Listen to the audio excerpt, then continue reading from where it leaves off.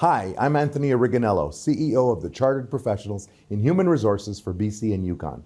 We represent more than 8,000 members, and as the organization dedicated to advancing the HR profession through education, advocacy, awareness, professional development, as well as our recognized and impactful CPHR designation, we are proud to be a sponsor of this show.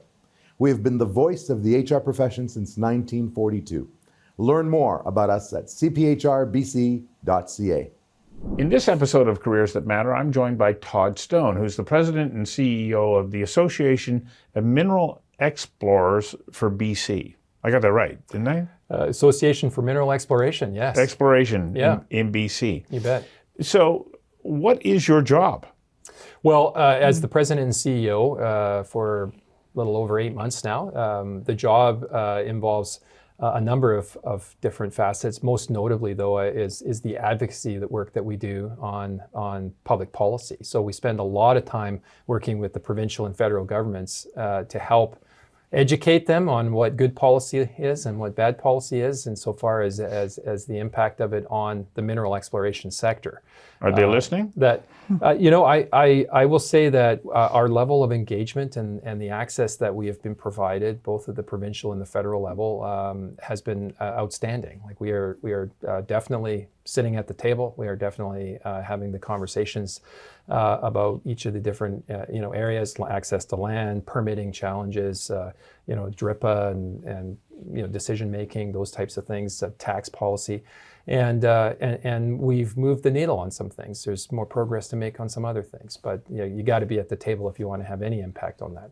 So how much of your time does that advocacy work take up? Oh, at least 50% of my time is meeting with in person or being on the phone with ministers, deputy ministers, other officials in both provincial and federal governments. We'll be going back for our second trip since I've been CEO to Ottawa for a full week and meeting with federal ministers and deputy ministers. We're attending a defense conference actually in Ottawa. The Navy presents on one day, the Army presents on one day, the Air Force presents one day, and it's why that matters to us is because it's all of the presentations will all be about the federal government's recently announced $500 billion defense industrial strategy, and underpinning the success of that entire strategy is Canada's ability to access, extract, and export critical minerals. Kind of our wheelhouse, right? So making sure that everyone that has any impact on these decisions, federally or provincially, understands what's actually happening in mineral exploration, what the policy challenges are, and what the remedies are. We're all about solutions. I would always come in with a solution, not just a complaint. Is how we're going to make sure that we are able to take advantage of this abundance of resources that we have. I say all the time, the men and women in mineral exploration are ready to answer the call. So that's 50% of your time, but as president and CEO, you're also running an organization. So what other responsibilities rest on your shoulders? Well, I would say about 30% of my time is also engagement with members. So it's fine to go to Victoria or go to Ottawa and advocate on different policy levers or irritants in order to advance solutions, but you got to understand what's actually happening on the ground. And I've just always been the kind of guy that I learn the best and the fastest when I'm actually out on the ground, meeting with real people, on their work sites. Got your boots on, you're trudging through the bush, or you're inside of a drill unit or whatever it is, and you can see with your eyes and and hear with your ears and have through conversation understand what's working and what's not working. So we'll be hitting the road pretty soon here. We're into breakup and you can get out and spending lots of time around the province. That's probably the most impactful part of the job for me, because these are men and women that they follow the rules, they obey the law, they work so hard, they're honest, and they're I view them almost as heroes in the sense of, like, if we want to achieve our national ambition here to be sovereign and have economic prosperity for generations to come, stand on our own two legs, especially against the backdrop of all the uncertainty, the geopolitical uncertainty that we're seeing with the United States and other players in the world. It starts right here at home by taking, using the leverage that we have where we have it. And we have a lot of leverage when it comes to the resources that are, beneath our feet. We just have to have the wherewithal to get the resources out of the ground faster. Right. So the remaining part of your time must be dedicated to actually running the organization. How many people on the team? We've got, there's about a dozen of us, so we're a small organization, but we punch way above our weight. I'm really, really lucky to have such a strong team. It's a young team, really, really a good group. We also, one of our major efforts every year is our Roundup conference, and that's the second largest mining exploration conference in Canada. It's one of the largest in the world. We had almost a record attendance this last January, 7,600 plus delegates, and just 43 countries represented and media outlets from all around the world. And it's an 8-day conference. So there's a lot of effort that goes into to pulling that off, and a year-long effort to get it. We're already deep into preparation for the next conference, which will be January of 2027. So so the advocacy with government, the tours and the engagement with members, and then the actual time mentoring, coaching the team, managing the budget, all the usual things you'd expect with running an organization. So this is not a job that you coast through. You're actively involved in. How many hours a week you think that you dedicate to your role? Well, there's not enough hours in the day most weeks, but you pick and choose where you put your efforts on any given day. I'm just loving it though. Like I came out of elected office, almost 12 years as an MLA and a cabinet minister for we'll a get chunk to that of in a moment. Yeah. And I took 10 months to decide what I wanted to do and decompress and so forth. But I wanted to do something in the mining space, and this opportunity came along. And I feel so grateful to now live in Vancouver, to be able to lead an organization with 6,500 members that are dedicated, hardworking. And doing what they can to contribute to Canada's economic success, and so I don't really put a cap on my days. It's like whatever needs to get done gets done, and that's the philosophy of the entire team at AME. Mm-hmm. So where'd you grow up? So my dad was a Vancouver firefighter, and so I lived in Port Coquitlam until I was 10 years old, and then we moved up to Kamloops, and my dad worked with the Office of the Fire Commissioner up there for the balance of his career. So I was predominantly raised in Kamloops. Most of my childhood memories are up in Kamloops, and that certainly is where I raised my 3 daughters, and 2 of whom are off at university now, and I was, fortunate and very grateful to be elected 3 times as a member of the legislature to serve Kamloops, South Thompson. When you graduated from high school, did you know what you wanted to do? Not really. I've always loved politics, though. So I think, if I was being totally honest, and if you were to actually pull out my yearbook from high school, you might actually see, that I wrote in there, I'm going to be Prime Minister of Canada one day. But let's just say that never happened. Yet. Well, no. I am very grateful for the career that I had in politics. It was amazing, serving in Christy Clark's government and helping get LNG off the ground and being the Minister of Transportation. You get to build stuff, and there's a beginning, a middle, and an end. Yeah. That's the most entrepreneurial ministry in government, by the way. Incredible people in the Ministry of Transportation. So I felt really grateful for all of that. But I didn't really know what I wanted to do. I was going to go to law school. I then got mixed up in politics at the provincial level by supporting then Mayor of Vancouver, Gordon Campbell's leadership race to become the leader of the BC Liberal Party. This is when you were just at a... I was in university still, yeah. And supposed to go and work for him for a summer, and the summer turned into 5 years or whatever. So you left university? Well, I finished university. I sort of did it at the same time, and then I worked full time for him. And what was your degree in? I did a double major in political science and history. Okay, so that fits. Yeah, that fits. Although, my focus areas were constitutional law and prairie history. So I realized quickly there was not a huge job market for those particular skills. But but you were then working for Gordon Campbell. I was working for Gordon Campbell, and the plan was to go to law school. But once I got mixed up in Gord's campaign and we won, and then was able to. I was with him as his special assistant, executive assistant for most of those years, and including during the 1996 election campaign that we were supposed to win and we didn't win. And you won the popular vote, but not enough the seats. seat count. Yeah, the NDP's seats vote were much more efficient than our vote was. But I tell you, Gordon Campbell taught me a lot. Like that guy is a machine. He works so hard and was very passionate about what he believed in, and so I was really fortunate to be mentored by him.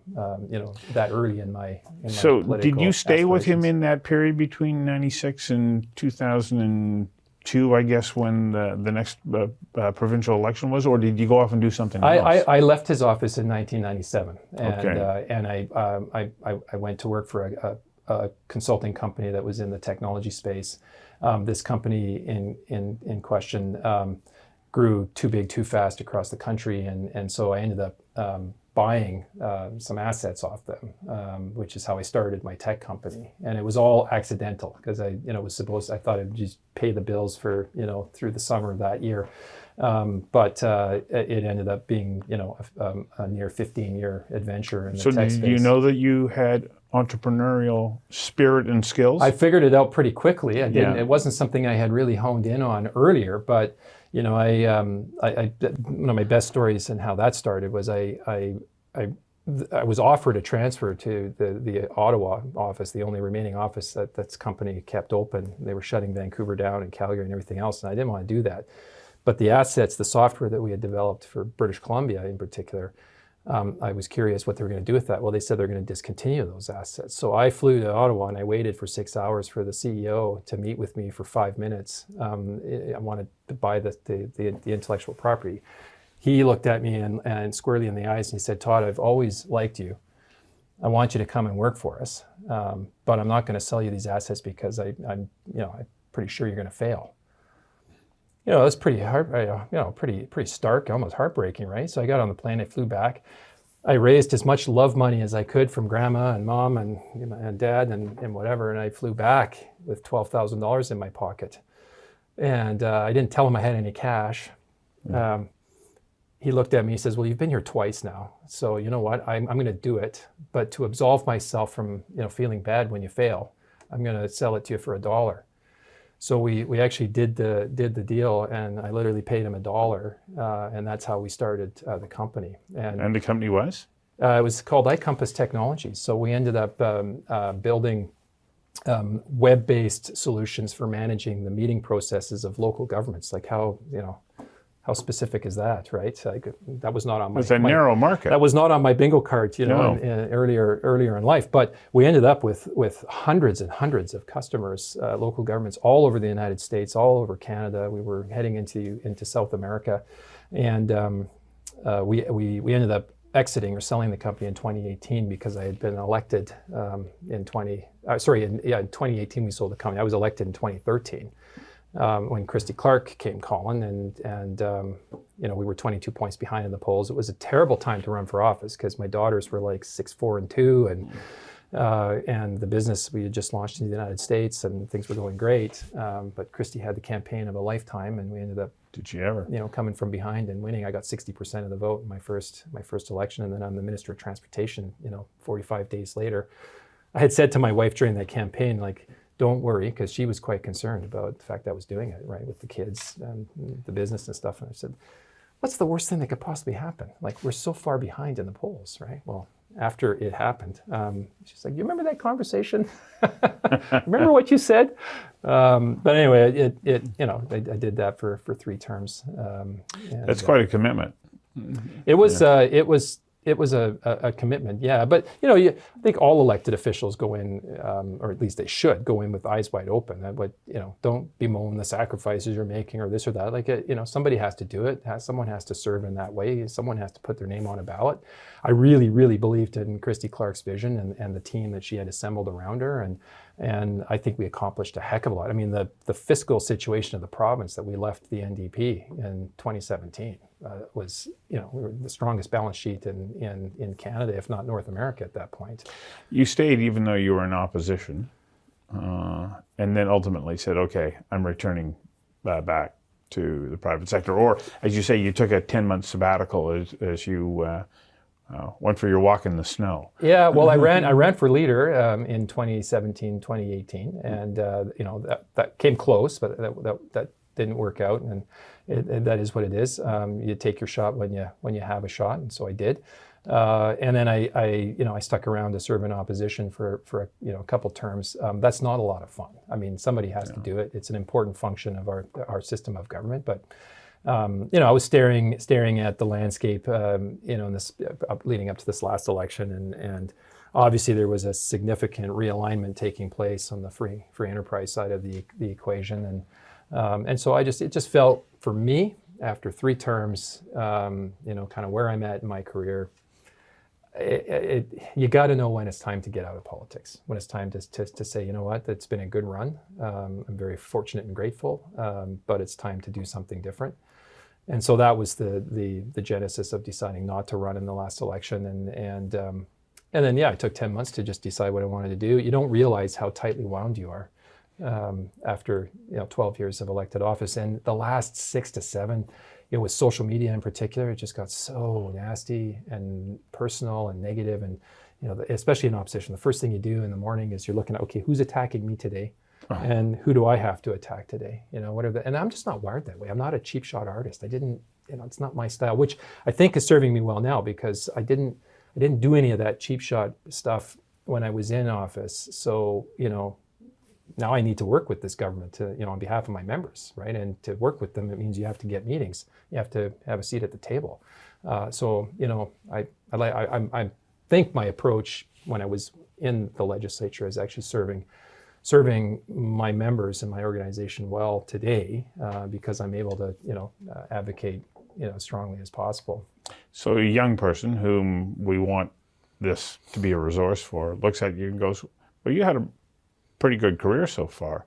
What would you say from a personality perspective it is about you that allowed you to go, oh yeah, okay, I'll do this, I'll do that? Like, there's not a natural link in the things that you did. No, the only natural sort of link, it's kind of full circle, is if I go back to my university years, before I worked for Gordon Campbell, I actually put myself through university by working for Placer Dome doing mineral exploration. How funny is that, right? Like, yeah. I was literally up in the Caribou and in the northwest part of the province, doing dirt bagging and soil sampling and diamond drilling and all that stuff, not knowing at all back then that, one day I'd be, the CEO of the Association for So what does Mineral that tell Exploration. you about how you look to the future? Do you look to it with certainty, or is there an element in you that you go, what comes my way, I will find the opportunity? And I think working for Placer Dome and mineral exploration, doing a high-tech career, building a company and leading that company, then going into elected office and now back into mineral exploration. I mean, those are very different careers, but the thread I would like to think kind of runs through all of it is you can try your best to plan every detail of your life out and what's going to happen and when and with who and all the rest of it. And life doesn't work that way. Opportunities present themselves when they present themselves, and sometimes it's in a form that you're least expecting. I did not expect Christy Clark, an old friend from university, to call me up and say, I want you to be my candidate in Kamloops South Thompson. Now, I know we're way behind in the polls, but trust me, we're going to, I went with my gut, and that turned out to be a wonderful experience, right? Likewise, the tech company, what possessed me to get on a plane and fly to back east to meet with the CEO and say, hey, I want to buy the assets. Twice, not knowing anything about business. I've never taken a business course in my life, but there's something in my guts that I need to do this. I need to take my shot. So I would say to young people out there, trust your gut, and be willing to take chances and risks, and look at the resource sector. By the way, mineral exploration in particular, but mining as well. The careers that we are going to see, available for across a broad spectrum of different types of jobs in this sector, is going to be unparalleled in our province's history, and they pay so well. I mean, you can make a great living in the mineral exploration and mining sector if you give it a shot.